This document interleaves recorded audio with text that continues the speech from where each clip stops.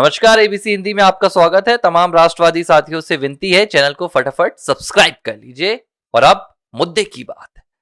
प्रधानमंत्री नरेंद्र मोदी की जो संसदीय सीट है वाराणसी, उस वाराणसी की कोतवाली में राहुल गांधी जो लोकसभा के नेता प्रतिपक्ष हैं, समाजवादी पार्टी के अयोध्या से सांसद अवधेश प्रसाद पासी और बिहार से पूर्णिया से कांग्रेस पार्टी के समर्थित निर्दलीय सांसद पप्पू यादव के खिलाफ एफआईआर दर्ज कर ली गई है।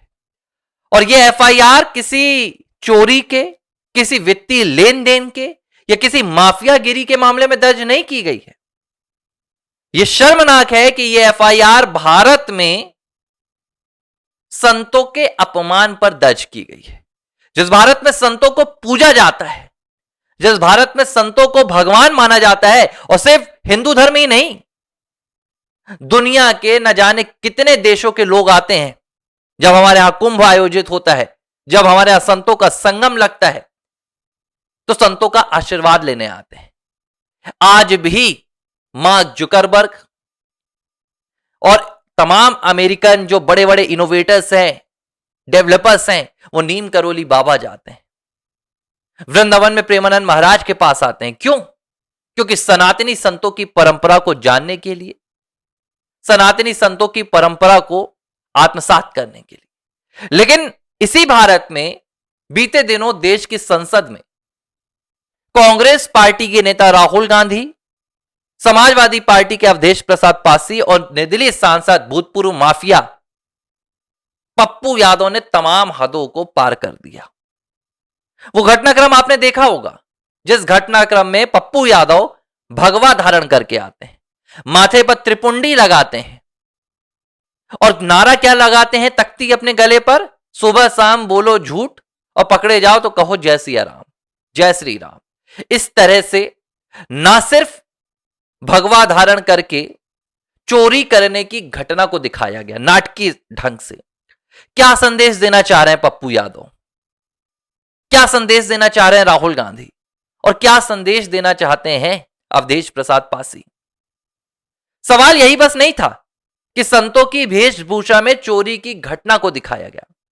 उस पूरे नाटक में मर्यादा पुरुषोत्तम भगवान श्री राम का, श्री राम लला वाला जो स्वरूप है, जो अयोध्या में हमारा श्री राम जन्मभूमि मंदिर है, उस मंदिर में जो राम लला विराजित है, उनकी एक तस्वीर लेकर आई गई, उनकी एक फोटो लेकर आई थी पप्पू यादव ने।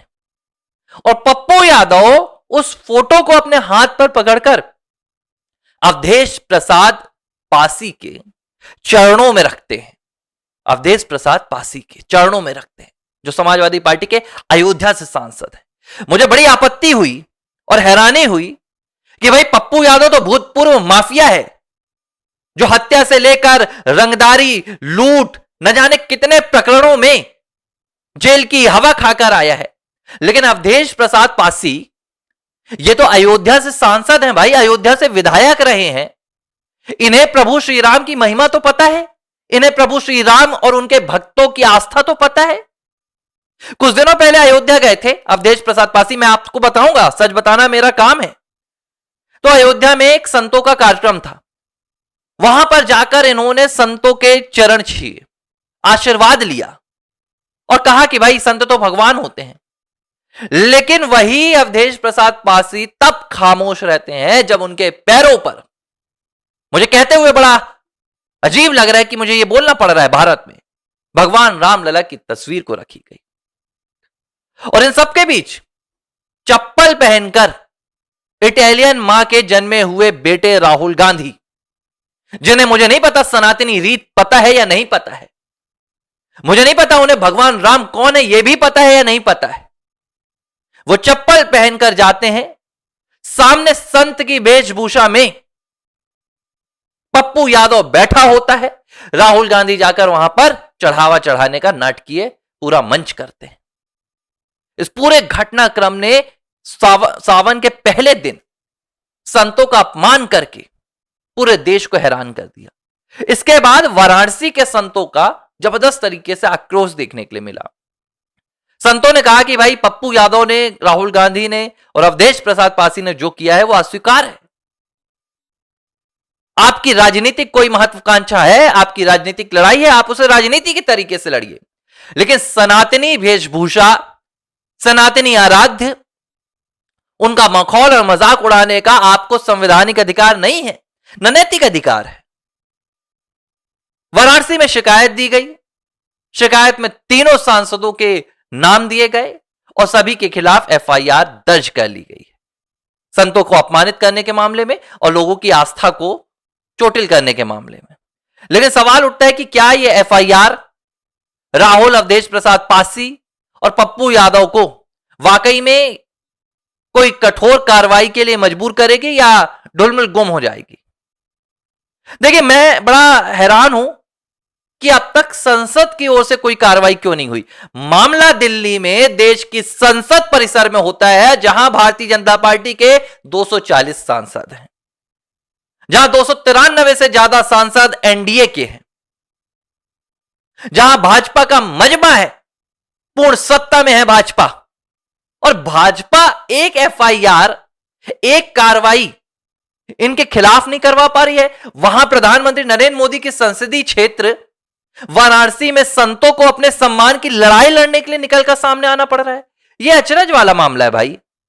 यह बड़ी हैरानी की बात है कि जब इनके खिलाफ एक्शन की बात आती है, इनके खिलाफ कार्रवाई करने की बात आती है, चाहे वो पप्पू यादव हो, अवधेश प्रसाद पासी हो या राहुल गांधी हो, तो भाजपा नेता इतना बैकफुट पर क्यों चले जाते हैं कि सब कुछ संतों के ऊपर छोड़ दिया कि संत अपने सम्मान की लड़ाई लड़े? सिर्फ भाजपा बयानबाजी तक सीमित क्यों रह जाती है? भाई, अगर आपके पास विशेषाधिकार हनन का प्रस्ताव लाने का अधिकार है तो संसद में इन तीनों के खिलाफ क्यों लेकर नहीं आते? क्यों आप राहुल गांधी के खिलाफ सदन में यह प्रस्ताव लेकर नहीं आते कि राहुल गांधी की सदस्यता को रद्द किया जाए? उन्होंने 100 करोड़ हिंदुओं की आस्था को चोटिल किया है और वो नेता प्रतिपक्ष के पद पर रहने लायक अब नहीं रहे। क्यों प्रधानमंत्री नरेंद्र मोदी, क्यों भाजपा का कोई सांसद दिल्ली में संसद मार्ग थाने में जाकर एक शिकायत दर्ज नहीं कराता है राहुल गांधी के खिलाफ? मतलब सारी जिम्मेदारी हिंदू समाज की है, जिनका प्रतिनिधित्व भारतीय जनता पार्टी कर रही है। ऐसा लग रहा है कि भाजपा ने सब कुछ समाज पर छोड़ दिया कि आप अपनी लड़ाई स्वयं लड़ो, हम सिर्फ और सिर्फ राजनीतिक माइलेज उठाएंगे।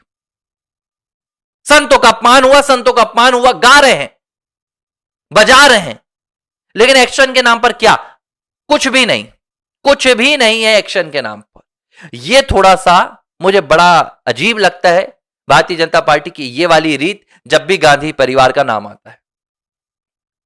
अगर सदन में इन तीनों के खिलाफ एक्शन नहीं लिया जा सकता तो कम से कम थाने में तो चले जाते भाजपा के सांसद।